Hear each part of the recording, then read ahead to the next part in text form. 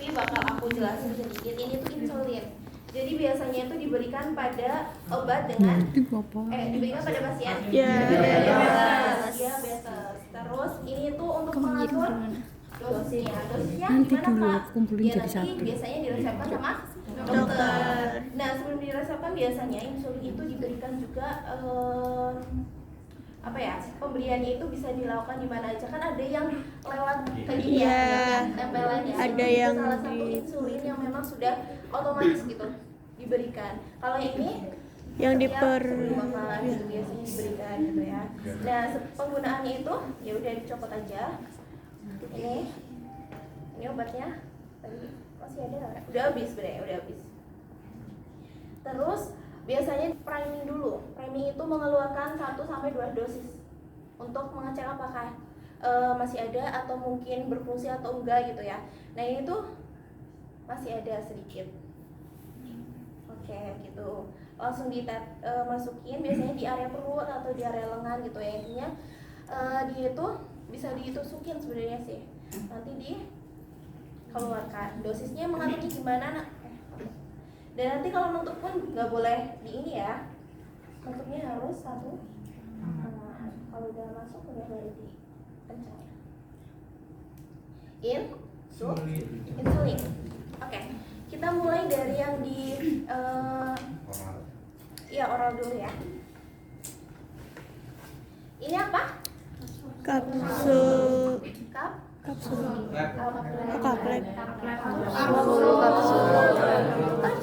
Ada itu kapsul. Ini tak?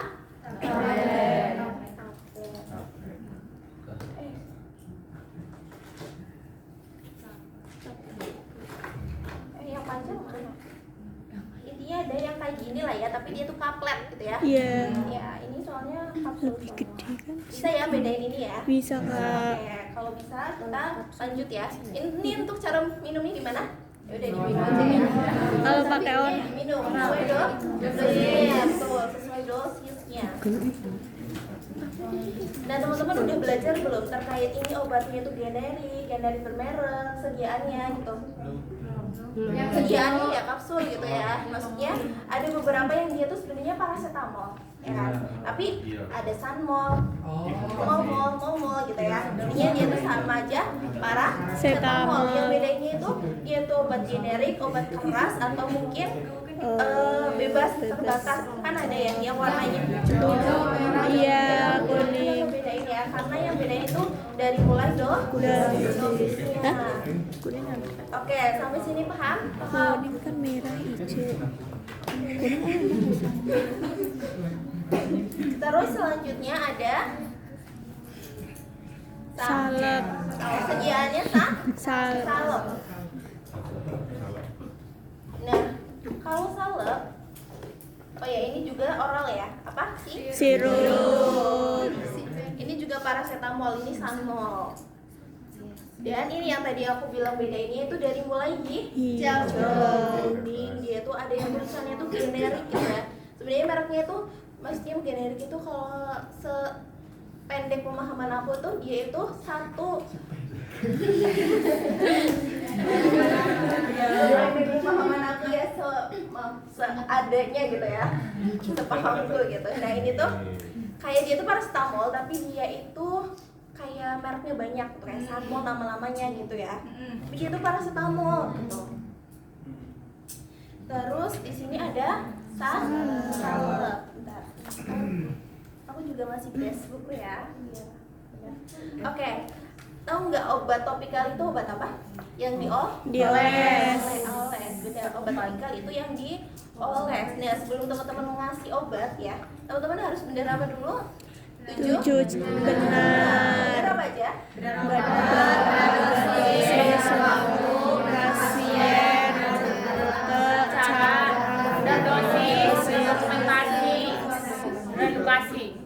Kalau 7. Iya, intinya 7 ya. Intinya ada 7 benar. Nah, 7 benar itu dilakukannya gimana? Kayak intinya tetap dilakukan di baik intinya waktu mau pemberian di rumah, di rumah sakit, intinya dimanapun harus menggunakan 7 benar. Betul. Nah, kita mulai dari obat topikal. Teman-teman dibuka dulu, sambil dibuka dulu buku praktikumnya. Obat topikal. Tujuannya untuk apa obatnya? Sini aku bukain. Untuk mengobati area luar. Ya, intinya area luar untuk mengurangi iritasi pada kulit. Terus, Mencegah adanya kerusakan jaringan. iya. Terus, apa lagi? Oh, satu doang. Mencegah iritasi, infeksi gitu ya. Biasanya kalau dia tuh luka, dia tuh harus diberikan salep untuk mengurangi infeksi atau mencegah infeksi berkelanjutan. Nah, Teman Bapak itu 17. 27. Oh, 27. oke. Nah, ini untuk perawatan luka, salah satunya ini itu ada betadine. Betadine Hansaplast, ada merek Hansaplast sekarang. Ini sama ya, paracetamol ya. Bentar.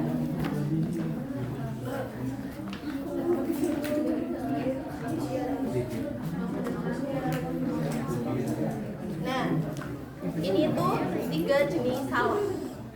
Ya. Ini salep untuk sediaannya sediaannya salep gitu. Cara penggunaannya dioles gitu ya. Nah, kalau di buku itu biasanya itu bukan cuma sekedar kita mengetahui tujuh benar, tapi kita harus melakukan pengkajian dulu. Pasien itu ada kontraindikasi apa? Tidak. Terus yang kedua apa? Edem. Kan ini kan salep untuk edem.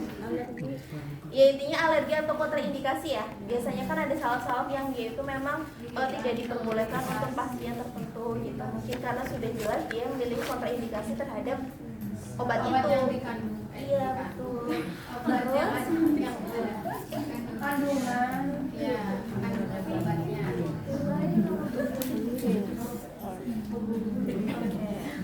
biasanya untuk melihat kontraindikasi juga kita bisa ngecek tanda-tanda vital atau Monitoring.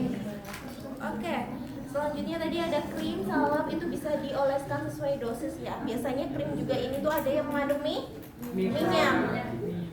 ya. Jadi nanti teman-teman bisa bilang, ibu nanti ini mungkin akan terasa lembab, akan ya biasanya ada obat yang dilakukan itu di sela-sela yang bikin gak nyaman, mungkin kayak ketiak gitu atau gimana. Dan nanti kalau sekiranya mengandung oil, nanti teman-teman bisa bilang, ibu nanti ini untuk salepnya itu mengandung minyak, makanya agak lembab sedikit dan terasa lengket. Teman-teman bisa bilang gitu ya. Terus ada juga salep anti angina. Teman-teman tahu salep anti angina nggak? Dia tuh bentukannya tuh kayak koyo. Iya, dia tuh kayak koyo cabe. Itu juga kan buat kulit ya. Jantung. Ini dia dioles tapi ditempelin di kulit juga ya. Itu maksudnya Terus ada spray aerosol. Teman-teman tahu spray aerosol? Aerosol itu yang gas gitu ya, bentuknya gas gitu. Paham ya? Nah, ini tuh biasanya untuk cedera kaki, yang suka badminton atau mungkin yang suka ini disemprot gitu ya, gitu. Nah itu tuh bentuknya aerosol, ya atau enggak yang apa sunscreen yang semprot. Nggak kelihatan. Ya ini salah satunya ya. Ada juga bubuk ya. Ternyata tadi selain salep bentukannya ada salep, gel yang mengandung minyak dan lain-lain. Terus ada bubuk juga. Teman-teman kalau tahu bubuk gatal? Tahu. Intinya bubuk lah ya sediaannya. Nah itu juga salah satu masuk ke jenis kulit ya untuk topikal yang dioles ya. Oke. Tapi sini paham? Paham. Ada yang mau ditanya dulu? Oke, nanti saya tanya ya. Oke, terus selanjutnya ini tadi ya bentukannya apa? Sama ya kayak yang oral tadi. Yang bulat apa? Nah, kalau ini itu untuk hidung. Oke, mungkin ke mata dulu ya, biar sesuai.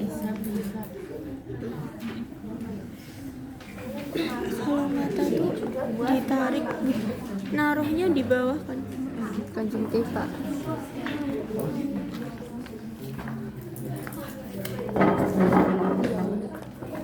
Oke, aku jelasin sedikit buat mata. Siapa?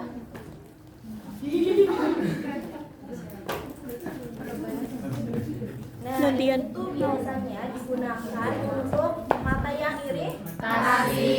Lihat coba fungsi untuk tetes mata untuk apa aja? Untuk iritasi, ada mengetahui apa? Kemerahan. Ya intinya fungsinya itu untuk mengobati gangguan mata gitu ya, iritasi pada mata atau melemahkan otot di area lensa mata. Nah penggunaannya itu biasanya kalau yang ini tuh 2 tetes ya, 2 tetes sekali pakai. Beda-beda macamnya ya. Nanti teman-teman perlu membaca cara penggunaannya karena setiap tetes mata itu beda. Nanti kalau aku nyebutin ini sehari harus dipakai 2 kali, kan belum tentu dosisnya sama gitu ya. Makanya aku bilang lihat dulu dosisnya. Setiap dosis itu beda. Biasanya sekali penggunaannya itu 2 tetes gitu. Untuk penggunaannya berapa kali? Baca, oke? Nah, untuk penggunaannya sendiri sebenarnya bisa digunakan langsung ke mata sama diri sendiri, tapi kalau sekiranya dia itu mungkin lagi di rumah sakit dan kita harus memberikannya, mungkin tangannya diamputasi atau kenapa gitu ya, teman-teman itu bisa yang pertama dilakukan itu bersihkan menggunakan kapas. Jadi proses membersihkannya dengan, nah pasien disuruh Dengar. Nah, kayak gini, terus nanti selalu bersihkan dari dalam ke luar. Terus ini bisa dilakukan bersihkan berapa kali ya, tergantung kalau sekiranya kotor banget atau dia itu ada belek.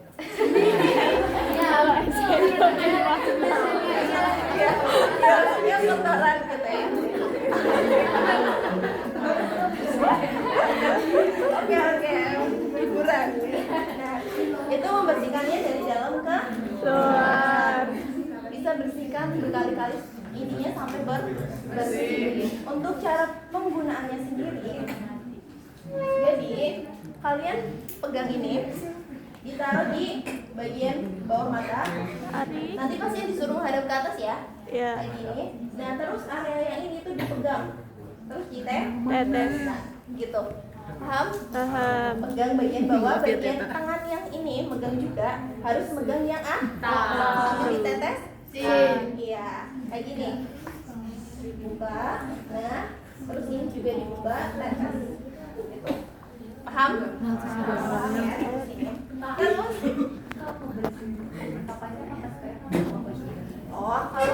kalau bersih ini sebenarnya opsional ya. Yang penting itu dia tuh bersih. Kalau sekiranya dia tuh apa namanya, kotorannya itu yang kering, bisa menggunakan kain yang basah. Bisa pakai yang ini. Sini. Ayo pakai air aja ya untuk aman, apalagi mata ya.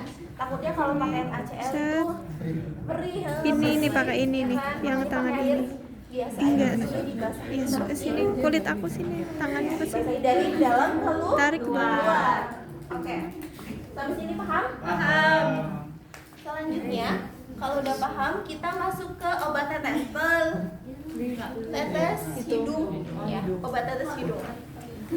Coba sebutin fungsinya untuk apa? Tujuannya? Pemberian obat tetes hidung.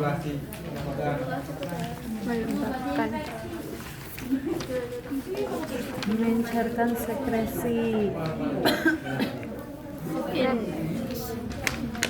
Dry, memfasilitasi. Terus?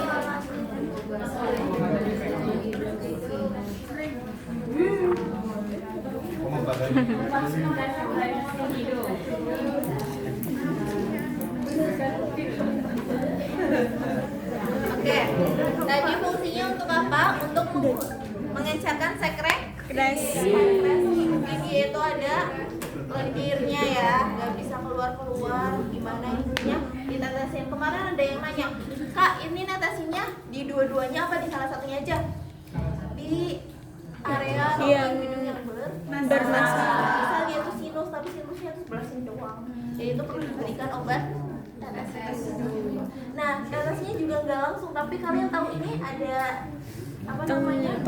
Batang tulang di Tulang hidung. Nah, kalian tetesnya di area tulangnya. Tulang nanti dia tuh lurus kan? Kalau tulang tuh lurus. Kalau area sini nanti nempel ke area bagian sini ya, sampai samping gitu. Sampai dalam. Iya, sampai dalam. Makanya ditunggu dulu kan. Di situ ada nggak tulisannya ditunggu berapa menit? 1 menit. Gak ada ya. Yang penting sudah dilakukan pemberian. Nah, prosedurnya gimana? Yuk, lagi dia itu kalau dia lagi di bed, teman-teman bisa pakai bantal. Jadi dia tuh lagi gini. Yang penting dia bisa menengadang, gitu ya. Ditaruh bantalnya di belakang. Yang penting dia tuh bisa menengadang. Terus kan ini kan sebenarnya masih kurang menengadah ya, kan hidung kan perlu coba deh. Nah, nanti teman-teman bisa di kayak gini ya, aku aja deh kayak gini, terus nanti ditetesin di kayak gini, mungkin bisa dipencet ke tarik ke atas. ya, terus ditetesin di area Tulang biar nanti dia tuh ngalir. Kalau di area tulang dia tuh tengah kan, ya, jadi pasti masuk gitu. Selama netesin itu harus bernafasnya lewat mulut, ya. Jangan bernafas lewat hidung deh. Jadi langsung keluar semua ya. Oke. Sampai sini paham? Paham? Yang hidung udah ya tadi ya. Udah. Telinga. Ada juga ternyata hidung juga ada yang menyemprot, kan di situ sediaannya ada yang tetes, ada yang semprot. Nah, kalau yang tetes tadi kayak gitu caranya. Kalau yang semprot juga ada yang disemprotnya di area dalam atau kalau nggak salah gimana ya bentuknya. Di sini nggak ada soalnya. Coba kalian search aja gimana ya obat semprotnya.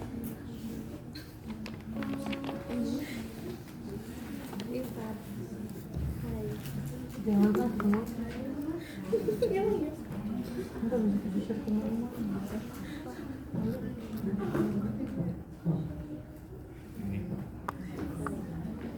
Ini gede berhenti. Intinya dia tuh sediaannya tuh semprot gitu loh, jadi kayak ada kerucut terus nanti dia tuh disemprot gitu. Ya gitu. Nah kalau kayak gitu ya udah dimasukin. Kalau ada yang bilang itu dimasukin ke hidung semua, maksudnya di ujungnya bisa masukin, ada yang dengan jarak. Nah itu tuh sesuai kepercayaan masing-masing, nggak sesuai kepercayaan masing-masing sih. Lebih bagusnya itu ya dimasukin, disemprot. Kalau pakainya semprot itu dihirup sampai pol, ya sampai polnya nafas. Jadi dihirup. Ya ini dihirup ya sampai pol nafas gitu. Iya emang ditahan, berapa ada ditahan. Kalau ditahannya sih sebenarnya nggak ada kisaran berapa ya, beberapa aku udah nyari beberapa literatur itu tuh nggak menjelaskan berapa kali nahannya. Mungkin nanti teman-teman search ya, yang penting aku sudah menjelaskan terkait bagaimana penggunaannya. Oke? Harus searching. Kan sekarang beasiswa lagi mahal. Oke, sampai sini, sampai hidung deh, sampai hidung paham? Paham. Tadi sediaan hidung ada berapa? 2. Tetes sama hirup. Terus kalau topikal dia sediaannya ada berapa? 1.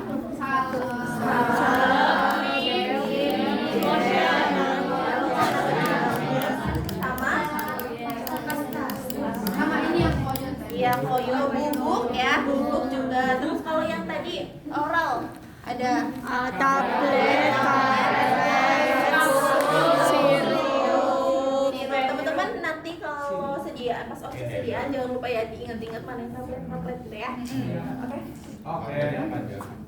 Nah, terus selanjutnya kita ke tadi semprot hidung udah, inhaler. Nah, teman-teman tahu nggak ini apa? Buat obat asma. Ya, betul. Aerosol, isinya aerosol ya. Betul, aerosol. Sediaannya aerosol. Cara penggunaannya di Tekan. ini juga juga hampir sama bolanya, hampir sama kayak ini. Nah ini nanti. Ini juga sama ya, tapi karena ini tuh udah habis ya. Ini untuk mengatur dosisnya ya. Ini udah habis, jadi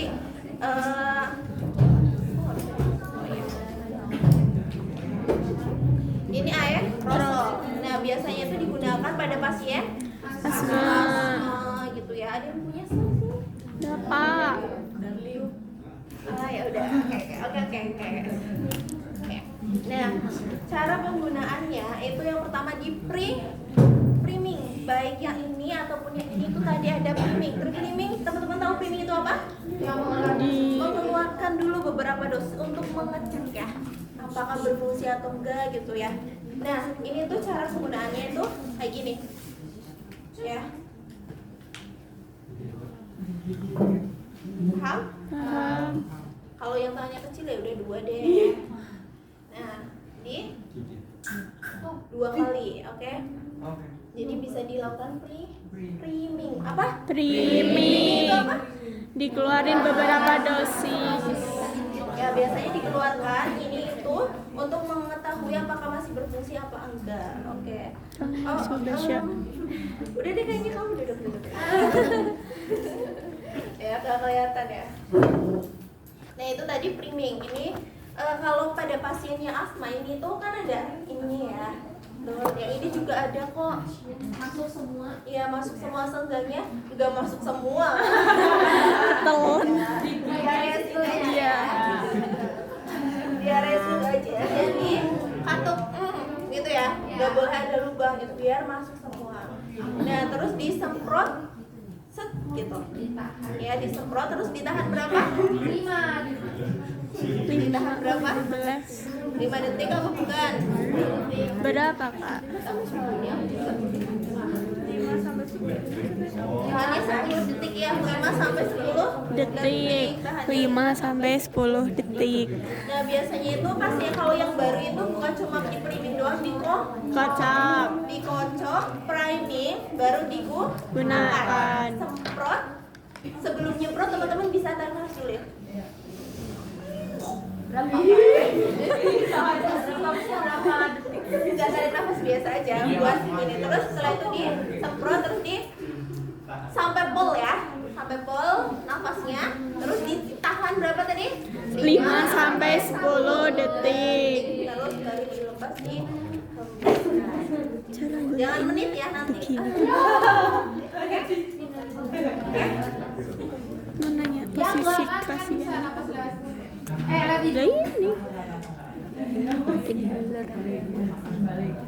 ini yang Roy. Nah kalau sekiranya diresepkannya itu 2 kali, Posisi kalau begini. diresepkannya itu 2 kali penggunaan, Kalau harus begini aku ditunggu dulu percaya. yang keduanya itu ditunggu dulu 5 sampai 10 ya, 5 sampai 10 menit. Nah baru nanti Ini kok salah kayak gini? setelah itu kumur-kumur ya teman-teman. Karena apa? Karena dosis ini apa namanya aerosol ini itu bisa Nah mau nanya. bikin mulut itu kayak Ini ya. menyebabkan beberapa komplikasi gitu, baik itu karyawan atau mungkin yang lain. Karena mungkin aja karena kan ini sistemnya kan untuk paru-paru ya, bukan untuk mulut. Jadi bisa dilakukan kumur setelah penggunaannya. Oke, sampai sini paham? Untuk ini juga penggunaannya sama ya, ini ada dosisnya diatur. Oke. Terus ini juga penggunaannya sama penggunaannya ya teman-teman ya. Aku mau jelasin juga penggunaannya sama. Oke. Selanjutnya ke telinga ya. Telinganya belum ya? Ini mata, telinga. Oke. Ini diberikan di telinga. Kalau telinga nariknya kalau pada pasien dewasa belakang atas atau belakang bawah? Belakang Kalau yang anak-anak? Belakang bawah. Benar nggak? Benar nggak? Kamu ragu ya? Bentar kamu ragu ya? Baca kak. Enggak, kebalik. Yang dewasa yang belakang bawah. Kalau yang anak-anak yang atas belakang. Oke? Kan anatominya beda. Nah, coba teman-teman jewer telinga ke belakang, ke bawah. Lebih plong nggak ketimbang ke belakang atas? Oh iya. Iya enggak? Oke, ini nanti nanti aku konsultasiin ya sama Asraf. Intinya itu di highlight ya teman-teman, cari tahu dulu ya. Atas belakangnya Yang apa? hidung nggak ada. Hidung. Atas belakang ya, benar ya berarti. Oh iya, udah Bapak Google, benar Bapak Google. Atas belakang. Atas belakang itu sebenarnya ini tuh teknik penarikan aja ya teman-teman ya. Untuk tatasannya ya ini atas pada umumnya gitu. Natasi ke telinga. Ini biasanya tetes telinga itu untuk apa? Ya untuk mengobati juga, biasanya untuk mengobati infeksi atau mungkin tahu nggak sih yang biasanya tetes telinga kayak gini itu untuk menimbulkan kotoran ya, itu juga ada ya teman-teman. Nah itu untuk teknik penggunaannya di netes dan dilakukan penarikan gitu ya, belakang atas tadi kalau kata gue gitu. Oke, nanti aku konfirmasi jawabannya, aku kirim spen ya, spennya tadi siapa? Oh itu ya spennya. Oke. Selanjutnya, oh ini. Mau ke kamar mandi. Iya. Nah, sebenarnya ini itu teman-teman.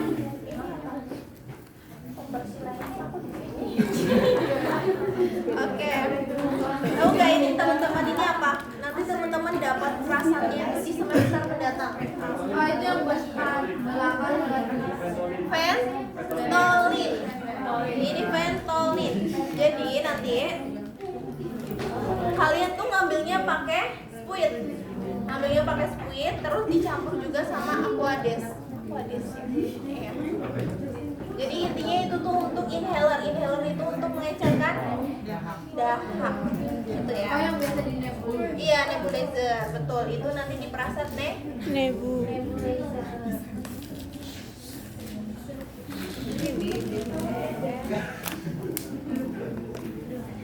Udah semua nih kayaknya. Ini potek. Ya ini dipotek ya. Ini lewat bisa intravena gitu ya. Dan lainnya. Oke, selanjutnya kita masuk ke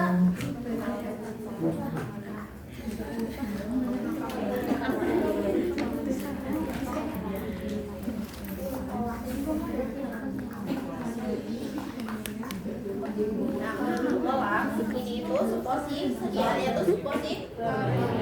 Sediaannya ya teman-teman, supositoria itu artinya itu dia itu obat berbentuk kerucut seperti ini, ya kan? Iya betul. Nah ini khusus untuk rektum. Kayak modal ya. Kalau yang ini ya, kalau yang ini itu untuk vaginal, ini untuk vaginal. Ada juga yang ini nih, mikrolak. Ini tuh untuk ya, ini penggunaannya tuh satu ya teman-teman, satu dihabiskan. Biasanya kalau bicara penggunaan mikrolak itu kan dia kan dilepas dulu kan, terus setelah dilepas nanti Dikasih gel. bisa dikasih gel, tapi biasanya kalau dari mikrolak sendiri udah ngasih panduan sebenarnya. Dia tuh Keluarin sedikit, terus nanti bisa dioleskan gitu ya, terus masukkan sepenuhnya gitu ya. Biasanya 7 sampai 10 cm ya kalau yang kita pakainya jari ya. Kalau yang ini ya ininya ya, kan udah ada. Terus dihabiskan.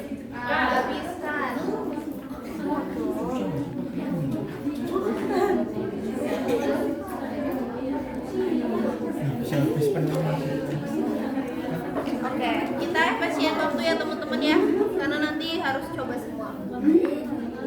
Lanjut kita langsung ke